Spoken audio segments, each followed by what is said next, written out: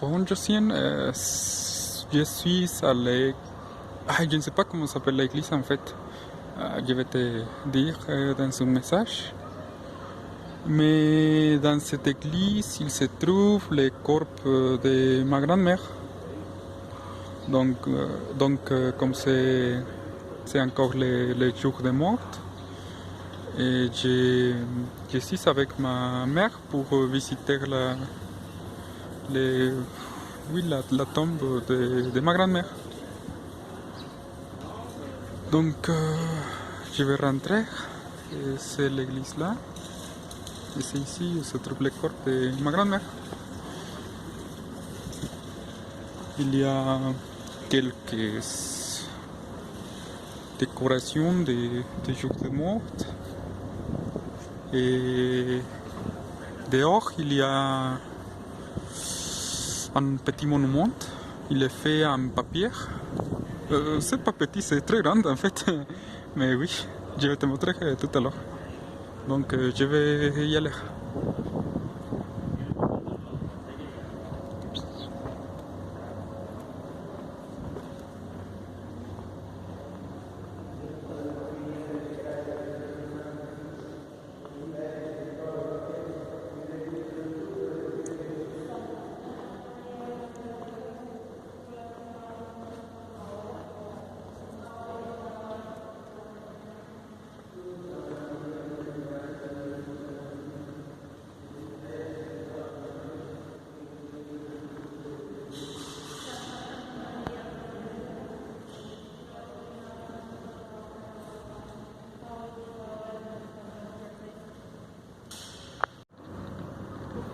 Et voilà,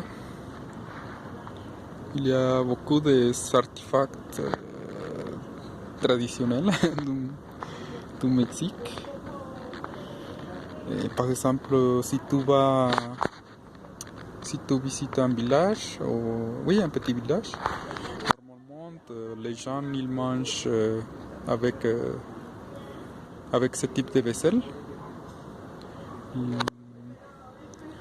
Je ne sais pas comment s'appelle les matériaux en français, mais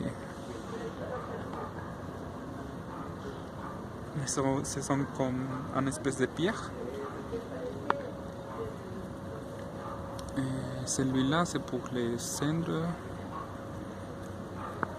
Et celui-là, c'est pour faire la sauce piquante. Avec le piment, comme toujours. Ah, et les cactus, pour manger. En fait, tous les ingrédients, ce sont des aliments. Toutes les décorations, ce sont des aliments.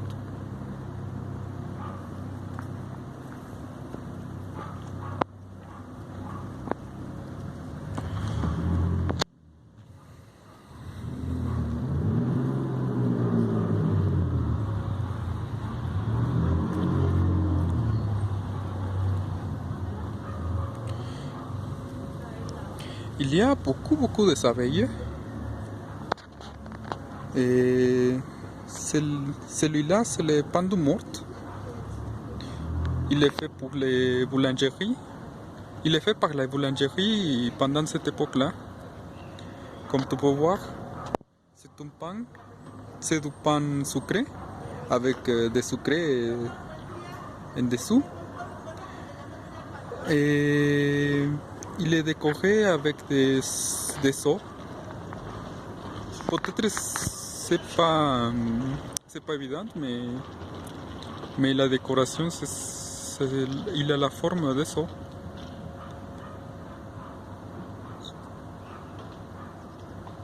Et spécialement celui-là, je pense que la décoration c'est plus facile de voir.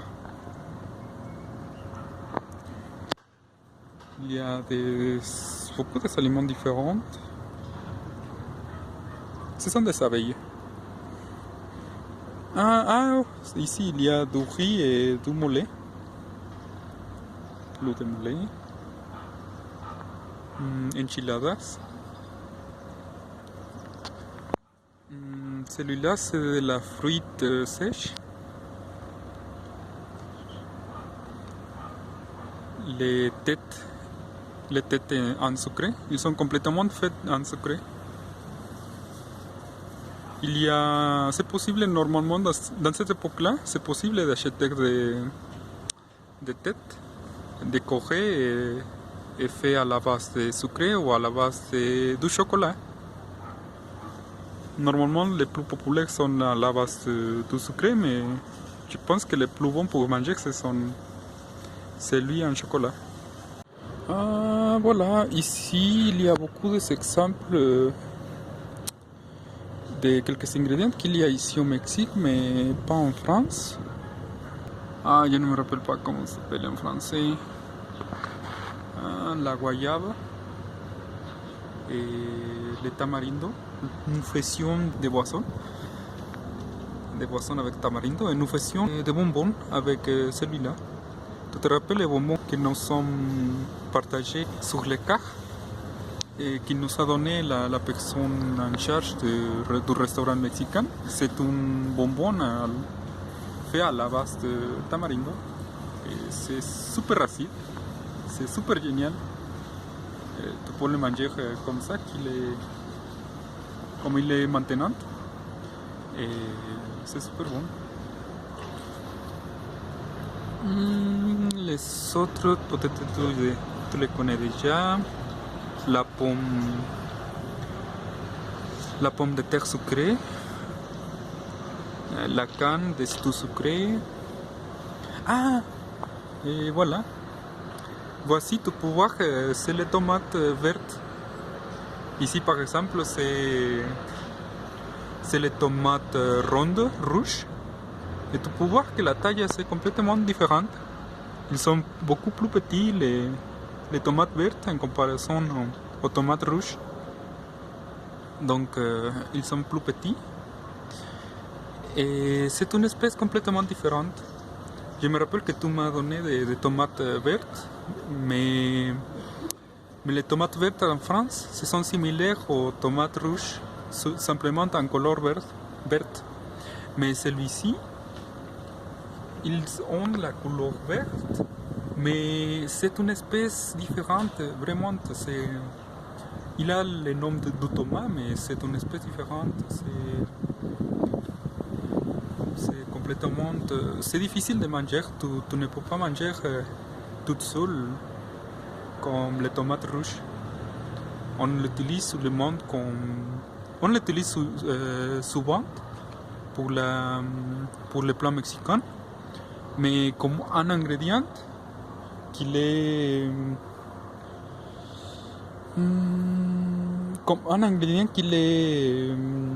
transformé vers des sauces ou des autres choses, principalement des sauces, mais en mélangeant avec des autres ingrédients, parce que le goût c'est trop fort.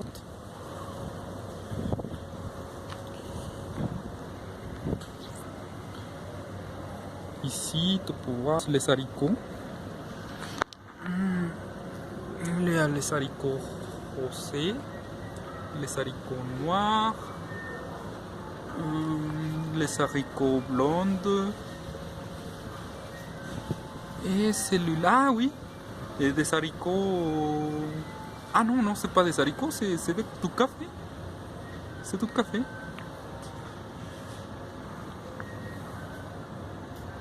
Celui-là, ce sont des haricots aussi.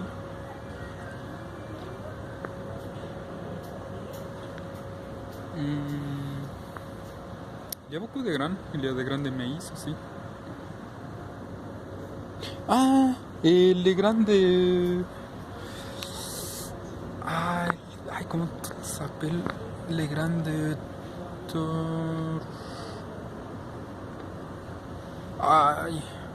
Je ne me rappelle pas comment ça s'appelle. Je commence à oublier un peu le français. Et voilà, c'est tout. La cannelle aussi.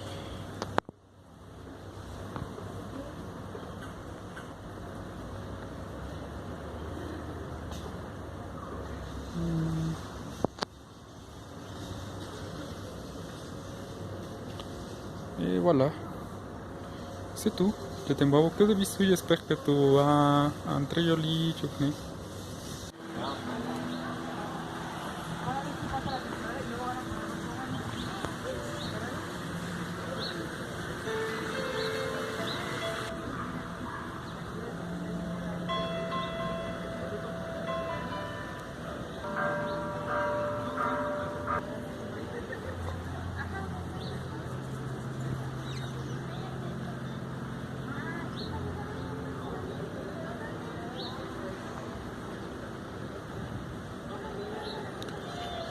Bon, comme toujours, les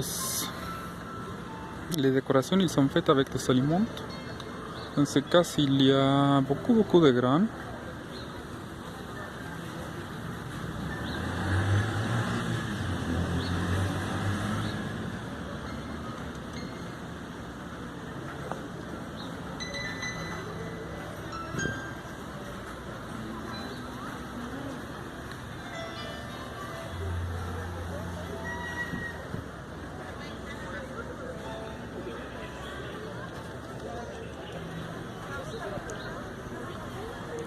Je suis en face de la mairie de la ville.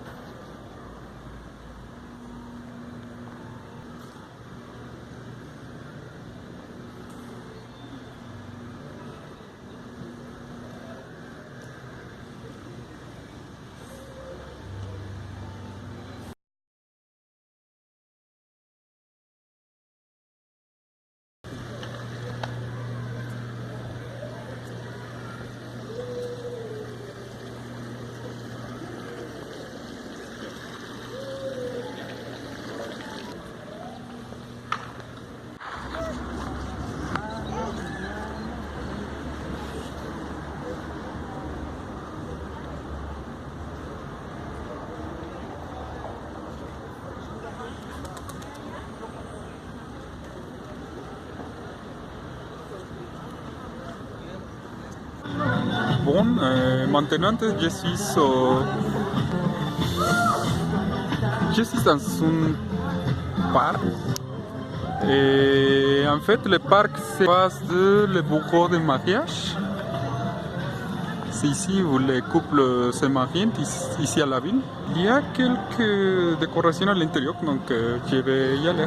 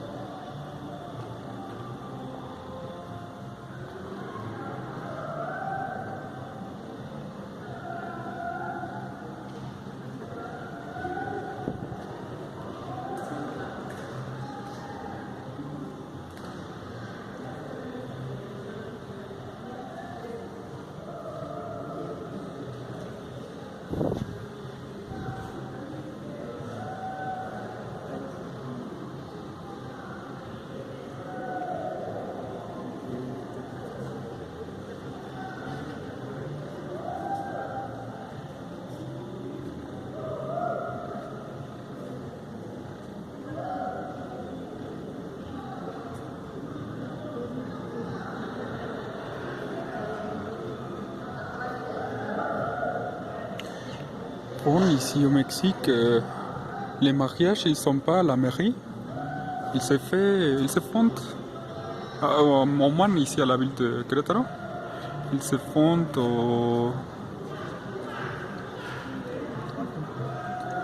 ils se font dans ces bureaux. Il est que pour les mariages, c'est pour t'enregistrer au gouvernement que tu t'es marié. Et ils font une petite célébration dans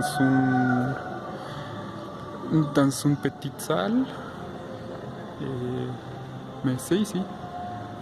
C'est joli le bâtiment. Ah.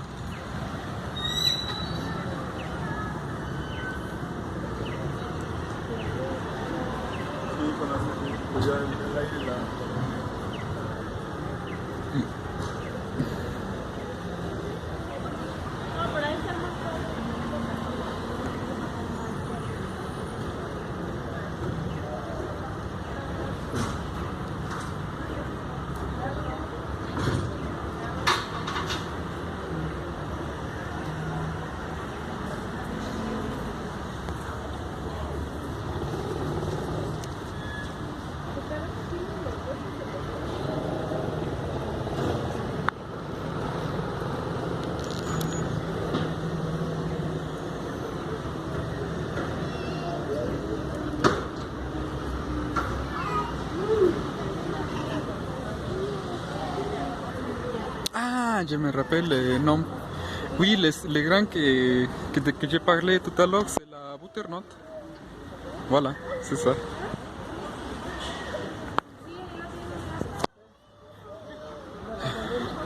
Oui, les grains qu'il était dans l'autre décoration, il était les grains de la butternut. Et nous les faisons ici.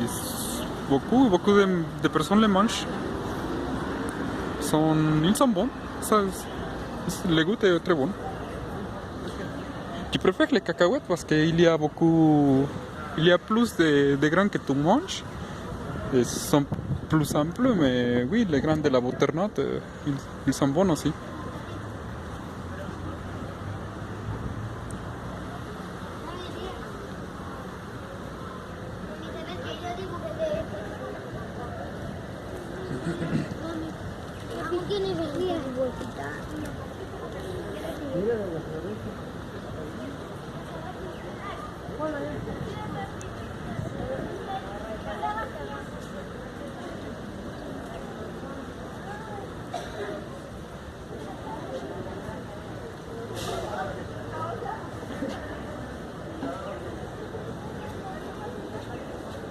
El barrio de Santana son los que están ahí al lado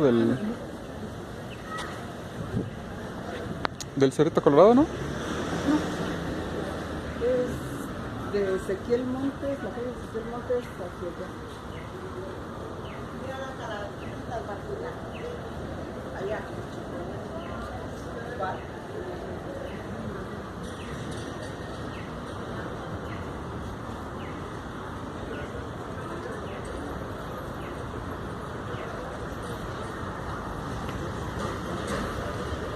Este está muy bonito.